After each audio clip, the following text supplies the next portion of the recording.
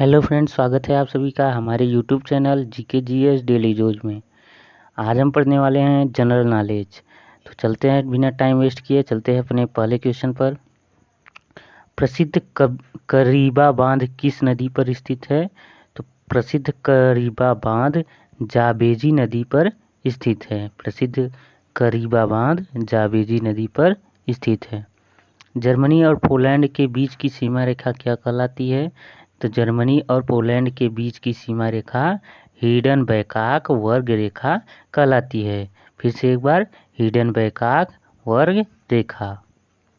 भारत में केसर का सबसे बड़ा उत्पादक राज्य कौन सा है? तो भारत में सबसे बड़ा केसर उत्पादक का राज्य जम्मू कश्मीर है। जम्मू कश्मीर है। भारत फिल्म एवं विकास निगम की स्थापना किस वर्ष हुई? तो भारत फिल्म एवं विकास निगम की स्थापना 1980 ईस्वी में हुई। कब हुई? 1980 ईस्वी में। पूरा पाषाण काल की सबसे बड़ी उपलब्धि थी, मतलब इसका कहने का मतलब पूरा पाषाण काल की सबसे बड़ी उपलब्धि कौन सी थी? तो पूरा पाषाण की सबसे बड़ी उपलब्धि आग का आविष्कार था। आग का आविष्कार था। वायुमंडल में नाइट्रोजन कितने प्रतिशत है? तो वायुमंडल में नाइट्रोजन 78% पाया जाता है। वायुमंडल में नाइट्रोजन 78% पाया जाता है। अलीगढ़ आंदोलन की शुरुआत किसने की थी? तो अलीगढ़ आंदोलन की शुरुआत सर सैयद अहमद खान ने की थी। सर सैयद अहमद खान ने की थी।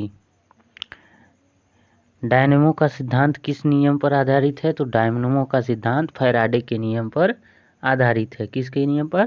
फैराडे के नियम पर आधारित है डायनेमो का सिद्धांत। भारत में मनी ऑर्डर प्रणाली की शुरुआत किस वर्ष हुई थी? तो भारत में मनी ऑर्डर की प्रणाली का शुरुआत 1880 ईस्वी में हुआ था। 1880 ईस्वी में हुआ था।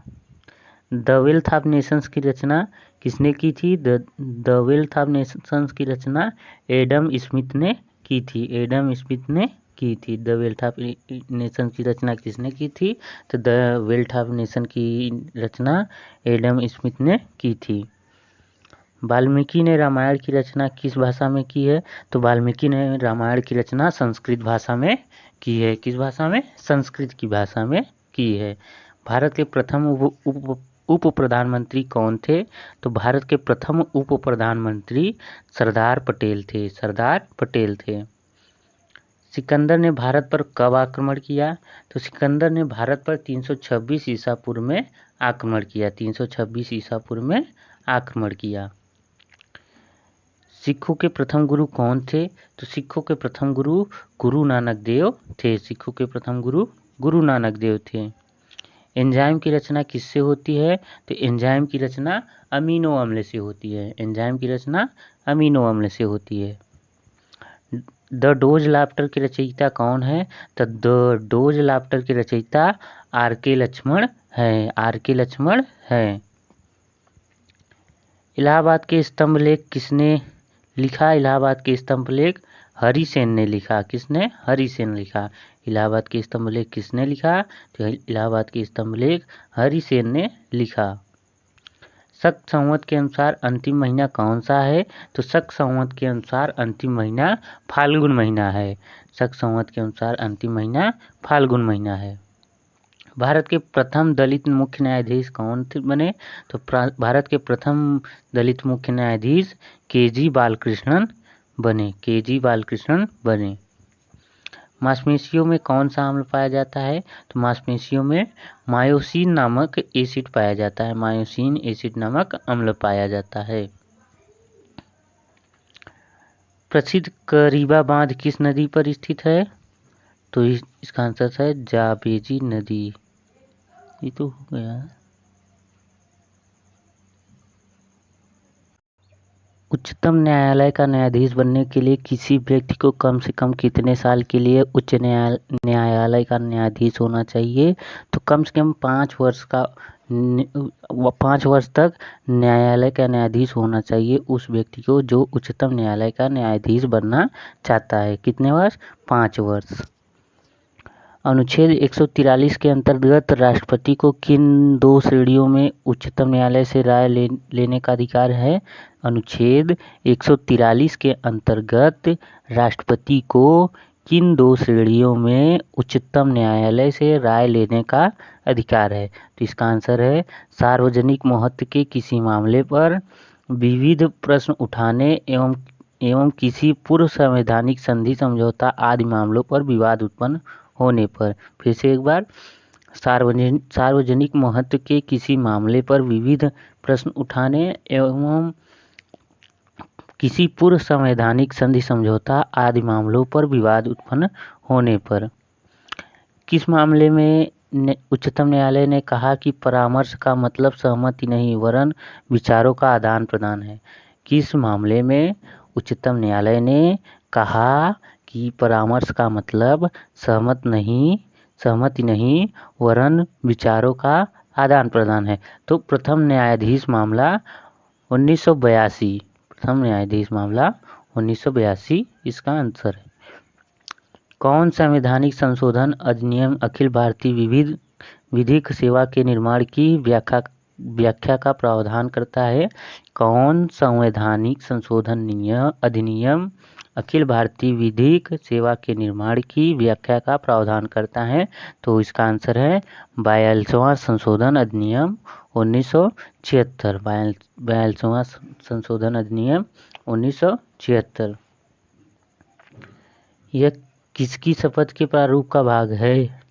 मैं सम्यक प्रकार से और श्रद्धापूर्वक तथा पूरी योग्यता, ज्ञान और विवेक से अपने पद के कर्तव्यों का भय या पक्षपात, अनुराग या द्वेष के बिना पालन करूँगा। यह किसकी शपथ के प्रारूप का भाग है? मैं सम्यक प्रकार से और श्रद्धापूर्वक तथा पूरी योग्यता, ज्ञान और विवेक से अपने पद के कर्तव्यों का भय या पक्षपात, अनुराग या द्वेष के बिना पालन करूँगा। तो यह शपथ केंद्रीय सतर्कता आयुक्त का एक भाग है। यह शपथ केंद्रीय सतर्कता आयुक्त का एक भाग है। किस अनुच्छेद के अंतर्गत तटस्थ न्यायाधीशों की नियुक्ति की जाती है?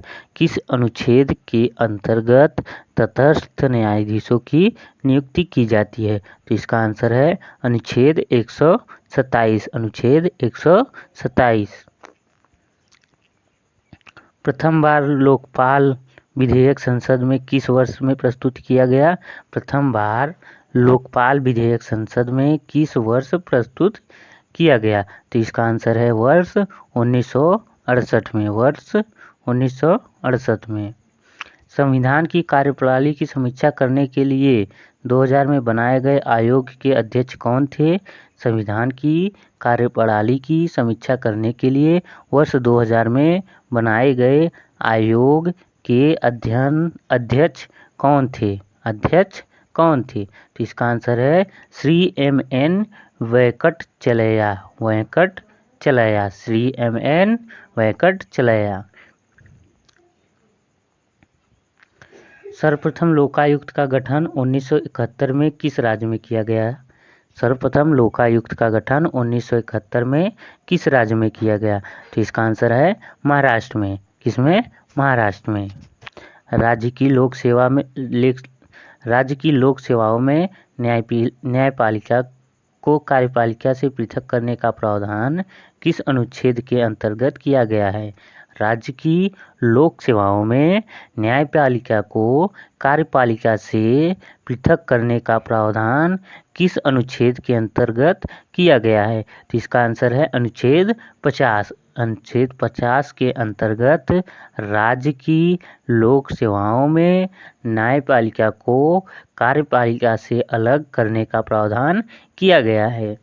खेलों की रानी किसे कहा जाता है? तो खेलों की रानी एथलेटिक्स को कहा जाता है। एथलेटिक्स को खेलों की रानी कहा जाता है। पंचकट नॉकआउट फ्लाईवेट शब्द किस खेल से संबंधित है? तो पंचकट नॉकआउट फ्लाईवेट का शब्द बॉक्सिंग से संबंधित है। किससे? बॉक्सिंग से संबंधित है। रावलपिंडी एक्सप्रेस किस क्रिकेट खिलाड़ी का निकनेम है? तो रावलपिंडी एक्सप्रेस पाकिस्तान के शोएब अख्तर का निकनेम है। पाकिस्तान के शोएब अख्तर का निकनेम है। वॉलीबॉल खेल का आविष्कार किस देश में हुआ था? वॉलीबॉल खेल का आविष्कार अमेरिका में हुआ था। वॉलीबॉल खेल का आविष्कार अमेरिका में हुआ था। छक्का लगाने वाली प्रथम भारतीय महिला क्रिकेट खिलाड़ी कौन है? तो छक्का लगाने वाली प्रथम भारतीय महिला क्रिकेट खिलाड़ी शांता रंगास्वामी है। शांता रंगास्वामी है। बाईचुंग भूटिया किस राज्य के हैं? तो बाईचुंग भूटिया सिक्किम राज्य के हैं। बाईचुंग भूटिया सिक्किम राज्य के हैं। धनुर्विद्या किस देश का राष्ट्रीय खेल है? तो धनुर्विद्या भूटान का एक राष्ट्रीय खेल है। धनुर्विद्या भूटान का एक राष्ट्रीय खेल है। नई दिल्ली का अंबेडकर स्टेडियम किस खेल से संबंधित है? तो नई दिल्ली का अंबेडकर स्टेडियम फुटबॉल से संबंधित है। नई दिल्ली का अंबेडकर स्टेडियम फुटबॉल से संबंधित है। सानिया रिचर्ड किस खेल की विश्व प्रसिद्ध खिलाड़ी हैं? तो सानिया रिचर्ड एथलेटिक्स की प्रसिद्ध खिलाड़ी हैं। एथलेटिक्स की प्रसिद्ध खिलाड़ी है।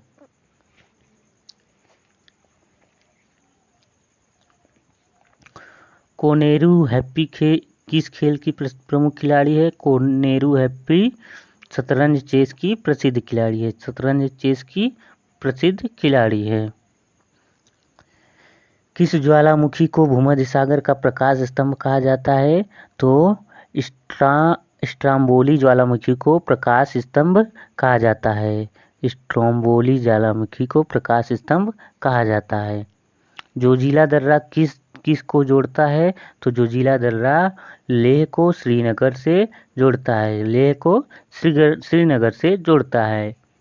पूर्वी तट को किन दो भागों में बांटा जाता है? तो पूर्वी तट को दो भागों में बांटा जाता है।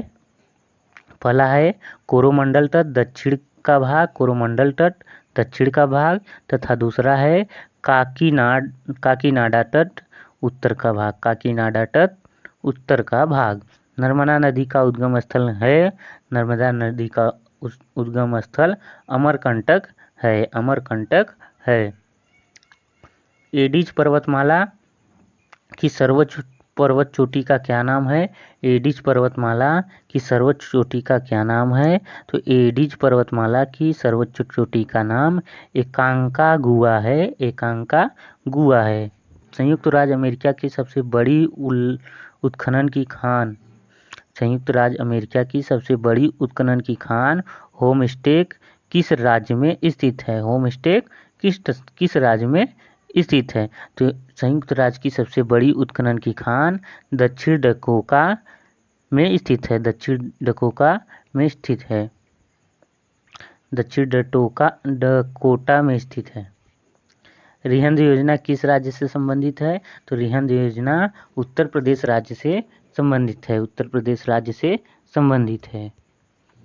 मैगीनाट लाइन किन दो देशों के बीच की सीमा रेखा है? मैगीनाट लाइन जर्मनी और फ्रांस के देश के बीचों की सीमा है। मैगीनाट लाइन की जर्मनी एवं फ्रांस के देशों के बीच की सीमा है। जापान पहले किस नाम से जाना जाता था? तो पहले जापान निप्पन के नाम से जाना जाता था। जापान पहले निप्पन के नाम से जाना जाता था। सेंट लुइस नगर किस दो नदियों के संगम पर स्थित है? तो सेंट लुइस नगर मिसिसिपी और मिसारी के संगम पर स्थित है। मिसिसिपी और मिसारी के संगम पर स्थित है। विदर्भ किस राज्य के एक भाग का नाम रहा है? विदर्भ किस राज्य के एक भाग का नाम रहा है? तो महाराष्ट्र का। इसका आंसर है महाराष्ट्र का। विदर्भ महाराष्ट्र राज्य का एक भाग का नाम रहा है। महाराष्ट्र राज्य का एक भाग का नाम रहा है। भू आकृति विज्ञान में किसकी सांगोपांग वर्णन किया जाता है? भू आकृति विज्ञान में किसकी सांगोपांग वर्णन किया जाता है? तो भू आकृति विज्ञान में भूपृष्ठ के प्राकृतिक लक्षणों का वर्णन किया जाता है।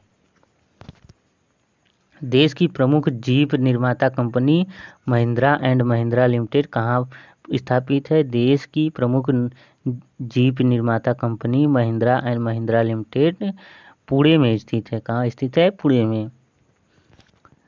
पख्तूनिस्तान क्षेत्र किस देश में है? तो पख्तूनिस्तान क्षेत्र अफगानिस्तान देश में है। अफगानिस्तान देश में है। ब्यूनस आयर्स किस देश की राजधानी है? तो ब्यूनस आयर्स अर्जेंटीना की राजधानी है। अर्जेंटीना की राजधानी है।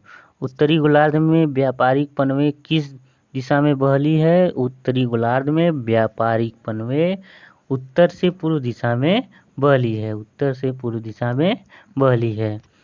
शारजाह कहाँ है? शारजाह संयुक्त अरब अमीरात में स्थित है। शारजाह संयुक्त अरब अमीरात में स्थित है। आकाश में सबसे अधिक चमकदार तारा है? तो आकाश में सबसे अधिक चमकदार तारा सीरियस है। सीरियस है। अफ्रीका देश घाना का पुराना नाम क्या था? तो अफ्रीका देश घाना का पुराना नाम गोल्ड कोस्ट था। अफ्रीका देश घाना का पुराना नाम गोल्ड कोस्ट था। वोल्गा नदी किस सागर में मिलती है? वोल्गा नदी कैस्पियन सागर में मिलती है। कैस्पियन सागर में मिलती है। गोबी रेगिस्तान कहाँ स्थित है? तो गोबी रेगिस्तान मंगोलिया में स्थित है। मंगोलिया में स्थित है। विश्व की सबसे गहरी झील कौन सी है तथा किस देश में स्थित है? तो विश्व की सबसे गहरी झील बैकाल झील है। यह रूस में स्थित है। यह रूस में स्थित है। ग्रीनविच होकर कौन सी मध्य रेखा गुजरती है? तो ग्रीनविच होकर प्रधान मध्य रेखा गुजरती है। ग्रीनविच से होकर प्रधान मध्य रेखा गुजरती है। एशिया का मृत सागर किस प्रकार की घाटी का उदाहरण है? तो एशिया का मृत सागर रिफ्ट घाटी का उदाहरण है। एशिया का मृत सागर रिफ्ट घाटी का उदाहरण है। हम्बोल्ट धारा किस तट के नज़दीक में बहती है? तो हम्बोल्ट धारा दक्षिण अमेरिका के पश्चिमी तट के नज़दीक से बहती है। हम्बोल्ट धारा दक्षिण अमेरिका के पश्चिमी तट के नज़दीक से बहती है। दक्षिण अमेरिका के पश्चिमी तट के नज़दीक से बहती है।